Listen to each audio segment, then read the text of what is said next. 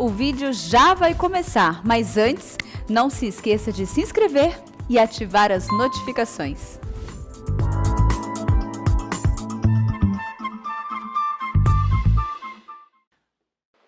Amados, nós vamos abrir a palavra de Deus em Romanos, carta de Paulo aos Romanos, capítulo 12, versos 1 e 2. Peço que você abra sua Bíblia comigo e acompanhe a leitura desse texto. Após o que, mantenha sua Bíblia aberta para nós considerarmos juntos esta passagem. Romanos 12, 1 e 2. O apóstolo Paulo escreve assim: Rogo-vos, pois, irmãos, pelas misericórdias de Deus, que apresenteis o vosso corpo por sacrifício vivo, santo e agradável a Deus, que é o vosso culto racional. E não vos conformeis com este século, mas transformai-vos pela renovação da vossa mente, para que experimenteis qual seja a boa, agradável e perfeita vontade de Deus. Amém. Eu gostaria de pensar com vocês como eu posso saber a vontade de Deus para a minha vida. Queria considerar isso à luz desse texto com vocês nesta manhã. É sabido de todos vocês que esta carta, chamada Carta aos Romanos, é o maior tratado teológico do Novo Testamento. É a grande expressão da fé evangélica, inspirada pelo Espírito Santo, que você tem nas Escrituras. Esta é a carta mais robusta que o apóstolo Paulo escreveu. Esta carta tem sido um farol na história, nos tempos de escuridão, a nortear a igreja, a dar direção ao povo de Deus, nos tempos de turbulência.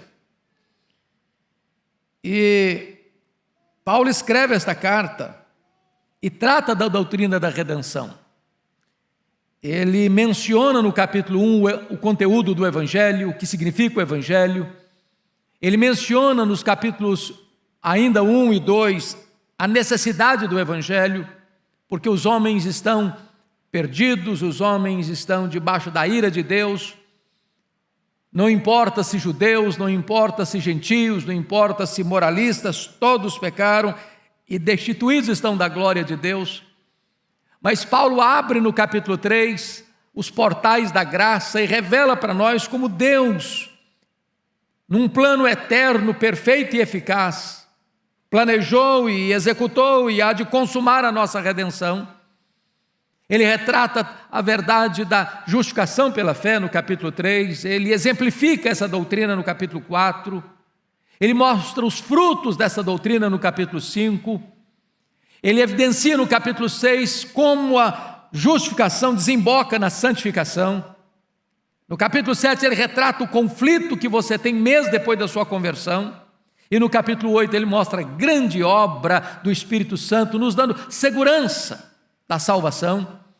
Nos capítulos 9 ele mostra o passado de Israel, a sua escolha soberana, escolha divina. No capítulo 10 ele mostra o presente doloroso. No capítulo 11 o futuro glorioso. E agora, no capítulo 12, ele começa uma nova etapa dessa carta, como ele fazia nas suas epístolas. Primeiro ele dava a doutrina, depois ele aplicava a doutrina. Primeiro ele dava o credo, depois ele mostrava a conduta. Primeiro ele mostrava a teologia, agora ele mostra como isso desemboca na vida. E eu chamo a atenção dos irmãos para o fato de que Paulo está agora aplicando a doutrina. E o capítulo 12, a partir do capítulo 12, Paulo vai mostrar algo sublime. Que quando você tem um encontro com Deus, a evidência que você foi salvo, a prova de que você é uma nova criatura, a evidência cristalina de que você foi justificado pela fé, é que isso tem implicações reais, profundas nos seus relacionamentos. Se vocês notaram, no capítulo 12, verso 2, primeiro relacionamento é que isso muda o seu relacionamento com Deus. Depois, no capítulo 12, versículos 3 até o 8, isso muda o seu relacionamento com você mesmo. Sua vida intrapessoal é transformada. Sua autoimagem é resolvida. Depois, em terceiro lugar, no capítulo 12, versos 9 até o verso 16, ele mostra como isso muda seu relacionamento com seus irmãos, como você precisa amar, tratar, conviver. Mas em quarto lugar, seu relacionamento com seus inimigos, a partir do capítulo 12, verso 17 até o verso 21. Como é que você lida com isso? No capítulo 13, ele mostra como a salvação muda seu relacionamento com as autoridades constituídas, com os governantes. Mas no capítulo 14, 15 e 16, finalmente ele diz como a sua salvação implica e impacta o seu relacionamento com pessoas que pensam diferente de você, mas que pertencem à mesma igreja de Deus, em coisas secundárias. O que ele chama de crentes fracos e crentes fortes. Hoje, especificamente, eu quero tratar com você, desses dois versículos, a diferença da nossa relação, a mudança da nossa relação com Deus. E como é que Paulo começa? Ele diz: rogo-vos, pois, irmãos. Chama atenção que essa palavra rogar é a palavra mais forte que tem para solicitar, mas ela implica também num rogo de autoridade. Ele está ao mesmo tempo suplicando e ao mesmo tempo dando uma ordem. Notem a preposição pois, rogo-vos, pois. Esse pois aí é o liame, é o vínculo, é a ponte, é a conexão entre o que ele escreveu até no capítulo 11, que é a doutrina, que é o ensino, que é o conteúdo doutrinário, que é o conteúdo teológico, aquilo que Deus fez por você, para conectar agora com o que você vai fazer para Deus. Nós não estudamos doutrinas apenas para ter a nossa mente mais arejada, mais iluminada, para você conhecer e saber. Nós estudamos doutrina para que, ao saber destas verdades, isso impacte, isso mude, isso transforme a sua vida. Reflita nos seus relacionamentos. Então notem comigo, ele está rogando: rogo-vos, pois, irmãos, pelas misericórdias de Deus. Quando ele diz pelas misericórdias de Deus, ele está relembrando esta igreja tudo o quanto ele ensinou até aqui acerca da salvação. Você e eu fomos alcançados por causa da misericórdia de Deus. Eu estava perdido e ele me achou. Eu estava sujo e ele me lavou. Eu era escravo e ele me libertou. Eu estava condenado e ele me justificou. Eu estava morto e ele me deu vida. Tudo isso é a expressão da misericórdia de Deus por nós. Você e eu só estamos aqui hoje porque Deus é muito misericordioso conosco, porque não fora a misericórdia de Deus, nós estávamos chafurdados no pecado, nós estávamos arruinados na escravidão do pecado, nós estávamos completamente amarrados do cipoal dos vícios e das mazelas. Foi a misericórdia de Deus que nos trouxe até aqui. Agora notem vocês que em virtude disso, ele vai fazer alguns rogos. Primeiro, que apresenteis o vosso corpo por sacrifício vivo, santo e agradável a Deus, que é o vosso culto racional. Eu quero destacar aqui 3 verdades, então, desse texto. A primeira delas é o que nós chamamos de apresentação. Ele roga para que aqueles crentes, para que você e eu, apresentemos o nosso corpo. Preste atenção nisso.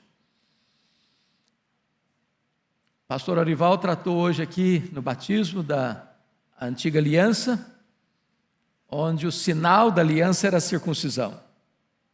Agora, na nova aliança, o sinal é o batismo.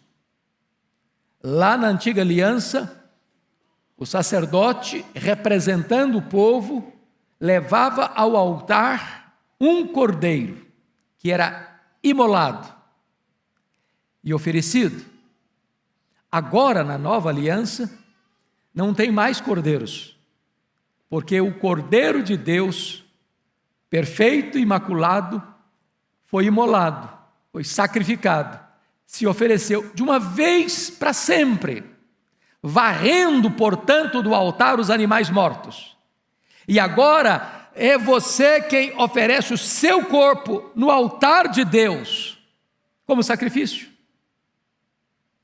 Paulo está aqui, meus irmãos, combatendo o que estava no pano de fundo cultural da sua época, que era o pensamento grego, que o corpo era um túmulo, que o corpo era um claustro, que o corpo era uma prisão, e que isso desemboca em muitas doutrinas e pensamentos errados hoje. Por exemplo, o ascetismo. Ascetismo. Monastérios. Isso é fruto do gnosticismo pagão, grego. Que o corpo precisa ser flagelado, o corpo precisa ser castigado, o corpo não importa. Ou isso vai levar para um outro extremo, que é uma vida sem regras, de licenciosidade, de pecado desbragado. Aí Paulo diz, não, o nosso corpo tem valor. Esse corpo foi comprado, Deus o criou, Deus o comprou com o sangue do seu Filho. Esse corpo não é seu, esse corpo é propriedade de Deus, esse corpo é a morada do Espírito Santo, esse corpo é habitado pelo Espírito Santo, esse corpo precisa ser colocado agora a serviço de Deus, como sacrifício a Deus. Agora, que tipo de sacrifício? Olha comigo. Rogo-vos, pois, irmãos, pelas misericórdias de Deus, que apresenteis o vosso corpo. A palavra apresentar aqui, na língua grega, é a mesma palavra que o sacerdote fazia para o sacrifício, onde ele colocava o sacrifício, o holocausto, no altar e não podia tomar de volta. É uma entrega de uma vez para sempre, sem retorno mais. Não é aquilo que você entrega e toma de volta. É você colocar o seu corpo, a sua vida, de vez, por completo, definitivamente, como sacrifício a Deus. Não é um sacrifício morto, é um sacrifício vivo. Não é um cordeiro que vai se esperneando contra a sua vontade, mas é voluntário. Esse sacrifício, diz o apóstolo Paulo, ele é também santo, a sua vida precisa ser santificada, você precisa se apartar daquilo que é errado. E como é que você pode ser um sacrifício vivo, santo e agradável? Seu corpo.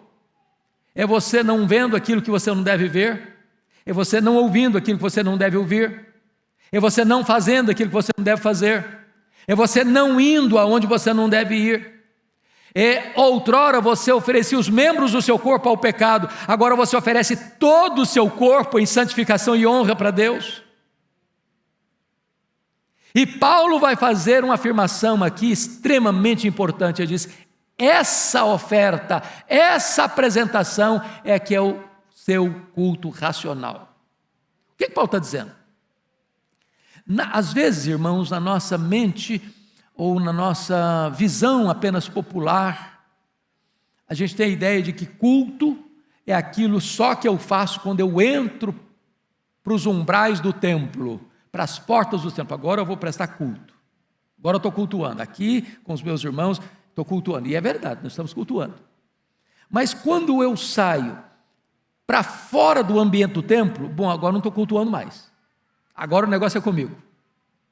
Agora eu não me importo mais com o que eu falo, agora eu não me importo mais com o que eu faço, agora eu não me importo mais com o que eu penso, agora eu não me importo mais aonde eu vou, eu não tenho mais nenhum compromisso com os meus olhos, com os meus ouvidos, com as minhas mãos, com os meus pés, com o meu coração.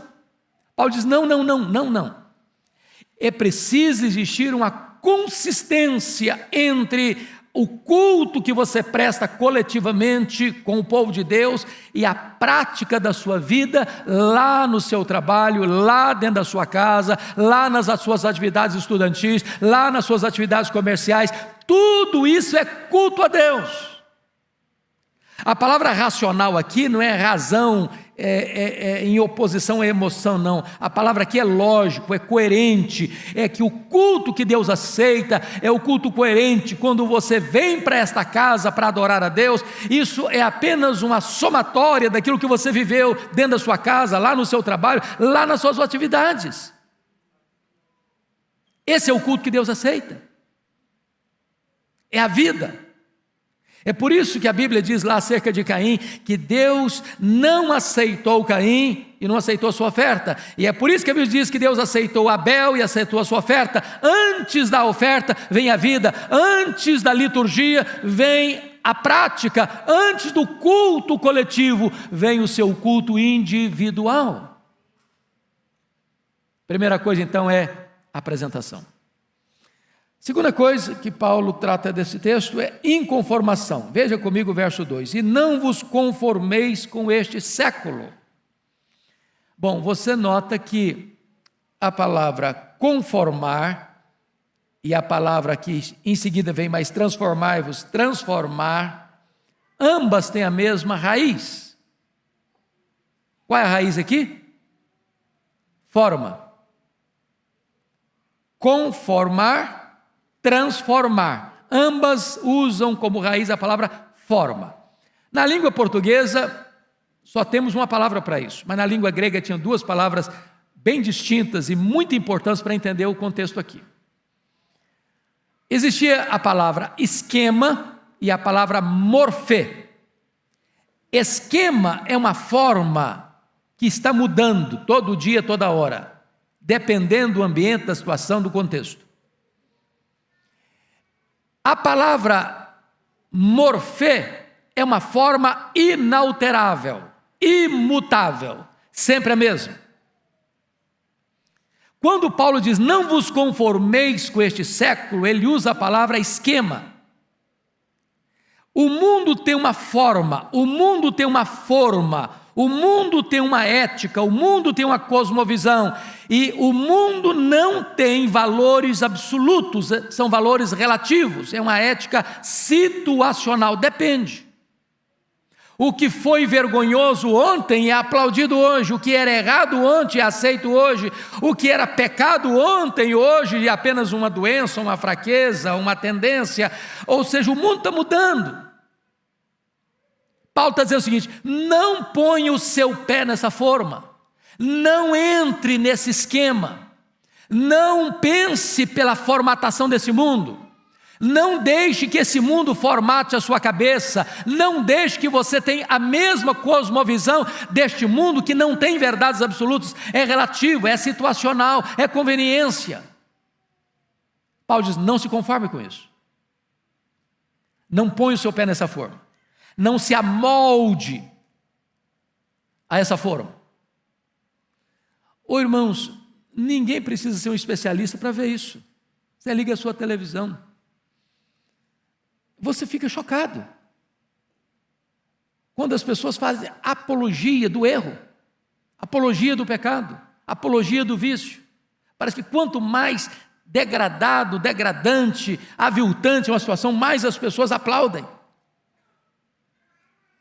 A questão hoje não é apenas de tolerância do erro, não. É inversão de valores. É o que o profeta Isaías disse, as pessoas estão chamando luz de trevas e trevas de luz, elas estão chamando doce de amargo e amargo de doce. As pessoas estão chamando o errado de certo e o certo de errado. E Paulo está dizendo, não se conforme com isso, não entre nessa forma, não se amolde a isso, não deixe que isso formate a sua cabeça, não pense com a cabeça do mundo. Mas agora notem comigo que vem a terceira palavra que eu fecho aqui, que é a palavra transformação. Ele diz, não vos conformeis com este século, mas transformai-vos pela renovação da vossa mente. Então você tem um corpo consagrado e você tem uma mente transformada. Mas a palavra transformai-vos é a mesma palavra, por exemplo, que aparece lá na transfiguração, que Jesus foi transfigurado. E trazendo para uma palavra do português que todo mundo conhece aqui, é a mesma palavra metamorfose. é uma mudança não externa, mas uma mudança de dentro para fora, uma mudança de essência. A palavra forma aqui de transformar não é esquema, a palavra aqui é morfê, e morfê é uma forma que não muda nunca.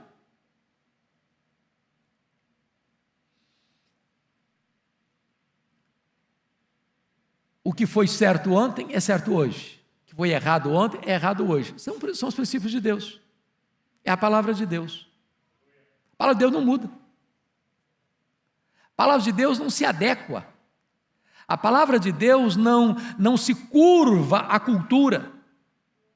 Não é porque a Suprema Corte, ou não é porque o Parlamento, não é porque a ONU, não é porque os organismos internacionais, não é porque o filósofo tal, o pensador tal, o teólogo tal, disse isso, disse aquilo, que agora é verdade. Não, é a palavra de Deus, ela é a verdade, ela é infalível, ela é inerrante, ela é suficiente, ela não pode jamais falhar, nenhum tio, nenhum Y da palavra de Deus vai passar, ela vai... Passa o céu, passa a terra, ela vai continuar a palavra de Deus, ela é a verdade de Deus. Então Paulo diz, olha para este modelo que nunca muda, este modelo que é imutável, este modelo que é absolutamente certo, olha nele, mira nele, põe a sua mente nele, e diz a Bíblia então que a sua mente vai sendo o quê? Transformada, a sua mente vai sendo renovada. Louvado seja Deus, irmãos. É o processo da santificação. Mas eu disse para vocês que o meu tema nesta manhã é como entender a vontade de Deus para a minha vida. Talvez uma das perguntas que o pastor Ival mais escuta no gabinete pastoral, eu na minha lida pastoral, ou vocês nas suas conversas interpessoais, como é que eu posso saber qual a vontade de Deus para a minha vida? Isso não é uma coisa mística. Isso não é aqui um anjo que desce, olha, a vontade de Deus para a sua vida é isso, a vontade de Deus para a sua vida é aquilo. Conhecer a vontade de Deus, irmãos, é consequência de um estilo de vida. Quando você tem seu corpo consagrado e sua mente transformada, quando você se apresenta, quando você se inconforme, quando você é transformado, então naturalmente parece que Deus tira a venda dos olhos, parece que Deus tira o nevoeiro denso, a névoa escura, e revela, olha meu filho, a minha vontade para você é esta. Quanto mais perto de Deus, melhor você percebe o propósito de Deus para a sua vida. Quanto mais longe de Deus, mais confusa a sua mente fica, para saber qual o propósito de Deus para você, qual a vontade específica de Deus para você.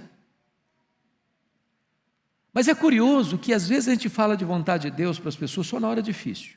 O cara passou por uma tragédia, irmão, é a vontade de Deus. O cara sofre um acidente, irmão, é a vontade de Deus. Aí o cara começa a achar que vontade de Deus é um negócio horrível. É só tragédia. É só problema. Mas Paulo vai dizer que a vontade de Deus para você é o quê? Boa, agradável e perfeita. Quem de nós pode ser mais sábio do que Deus? Quem de nós pode transcender Deus em bondade? É claro que por melhor que eu ache que isso é bom para mim, a vontade de Deus para mim é melhor. Eu só enxergo alguns palmos na frente do meu nariz. Eu não enxergo na curva. Eu não enxergo na escuridão. Eu não sei o que está lá no final, pois Deus vê no escuro, porque luz e trevas para Ele é a mesma coisa. Deus enxerga na curva, porque Ele vê de cima. Deus está lá no fim, como Ele está aqui agora.